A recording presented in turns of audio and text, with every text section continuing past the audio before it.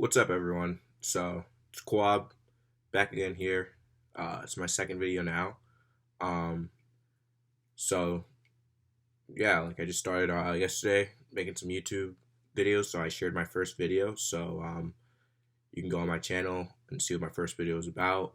Pretty much, I just describe the things I'm gonna do, how everything will be changing, just a little bit about me, a little bit about what's going on in the world. So at the end of that video, I described pretty much the kind of things I was gonna do. So today I decided I wanted to make a video about the situation that happened in my state capital about a week ago. I think week ago today on Sunday. So what happened in that story was it looked like we had a renter and a landlord. So the renter's name was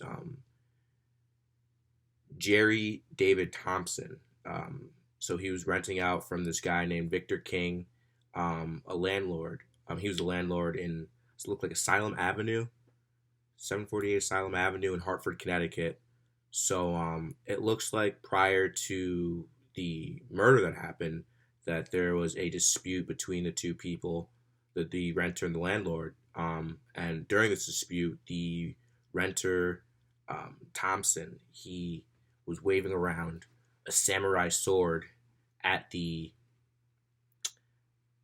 at King Victor King. So he got kind of freaked out and was like reporting this and stuff. And I guess the next day, so this happened on Saturday, he came back the next day, Sunday, and that's when things got out of hand, things got gruesome. It looks like he took the samurai sword and stabbed him in the neck and shoulder area. And I heard from the two links I looked up, the Hartford Current and this one website, looks like Hero 7, that I got my information from. He was actually beheaded, and like it was a gruesome scene when the first responders came to the scene and saw what had occurred. It was pretty gruesome, and yeah, it looked like within a couple hours they were able to find the Thompson guy. The police were able to find the Thompson guy, question him, and it looked like he wasn't really talking to investigators or public. He didn't seek like to get a public defender, excuse me, right away. He pretty much just was like, yeah, he said, quote, "You can find the paper glove in the compartment in the Jeep is all you need," end quote. So he was pretty much just like, yeah, he said stuff like, "I'm a sovereign citizen. I don't abide by the laws of the U.S." And it's like some crazy stuff that's just like, come on, bro. Like, you're in the United States. You follow our laws. That's how things are supposed to work. Especially when it comes to something as cut and dry as murder. Like that's never something you want to see. Is murder over something so simple. Like we have a situation, classic situation of renters and landlords. The renters not able to pay the debt because we have a pandemic that's just ripping through the country right now. The economy's just been obliterated. Our GDP, last time I checked, a GDP that goes down like 1% is like a recession. Our GDP, I forget what time frame it was, but it was for a certain time frame that it went down, where I don't know if it was like a past quarter, like the past 6 months, like it's gone down like 32 or 33%.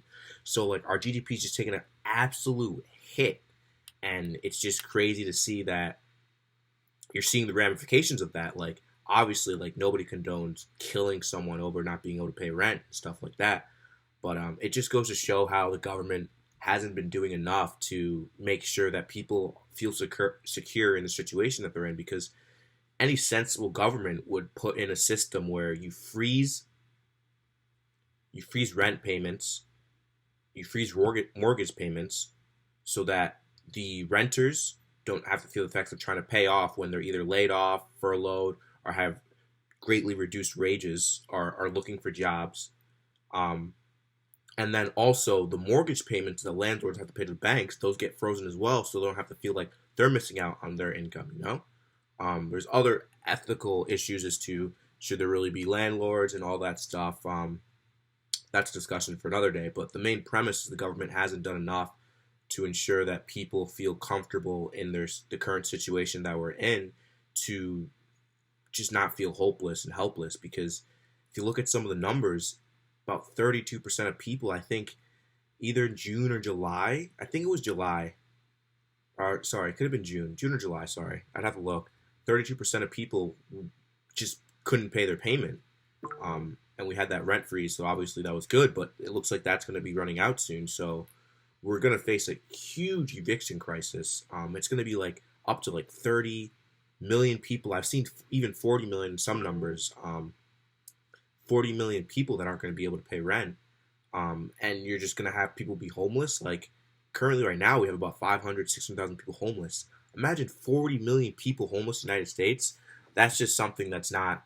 It's not sustainable for our country. It's not sustainable for our infrastructure. It's not going to be a good situation if you just have people on the streets during a pandemic when we're trying to keep people in quarantine, keep people safe, social distance with masks, and you just have people just evicted from their houses and their places of living. It's going to be a terrible situation. The pandemic's going to continue to rip through the country. We may never see an end in sight going into 2021. So the government just has to do a better job of making sure that people feel secure in the situation that we're in, and better legislation needs to be put in place for renters and landlords in order to ensure that there's a freeze on evictions, there's a freeze on rents and on rent payments and the mortgage payments, so that people don't feel the need to go to their renters and be like, you got to pay me or you got to get kicked out during a pandemic, and they don't feel like they need to get the money so that they can pay the mortgages, or else the bank are going to come down on them. So the situation, it's a sad situation that happened in my state capital, with this guy killing his landlord, with the samurai sword. Just a gruesome, dirty thing that you wouldn't wish upon anyone. And for it to happen, the guy was probably, I don't know the state of mind of the guy. I mean, you have to be a pretty insane person to take a samurai sword and behead someone and then just really act like nothing happened and be like, I'm not abiding by the laws when you just committed a homicide. But that's the current situation. He probably felt a little bit helpless in how things were going, and he's just like, what? I have nothing to live for now, and just it got escalated, and unfortunately that situation occurred. So I feel for the family of Victor King, the landlord. I hope they can find solace and some justice in the situation, because it's not something you like to see happen to anyone. It's not a good situation, and I also hope that he gets the punishment that he deserves and gets the treatment that he needs in rehabilitation or whatever, so that he can understand what he had. I mean, he's on $2 million bond, which if he couldn't pay rent, I doubt he's gonna be able to get out in bond. So we'll see what happens with that. Maybe updating that story in the next couple of weeks. I think August 18th is when they're supposed to go. He's supposed to appear in court in Connecticut. So we'll see what happens with that. I'll link the in the description. I'll link the two sources that I used, Kiro 7 and Hartford Current, to get some information on this. But yeah, just what are your thoughts on the situation pertaining this and people feeling helpless, and just what do you think about like the government not doing enough to ensure that people are not feeling hopeless and helpless and feeling like they're going to be kicked out of their houses at a moment's notice? So just see you like, and we'll go from there. So thanks for watching.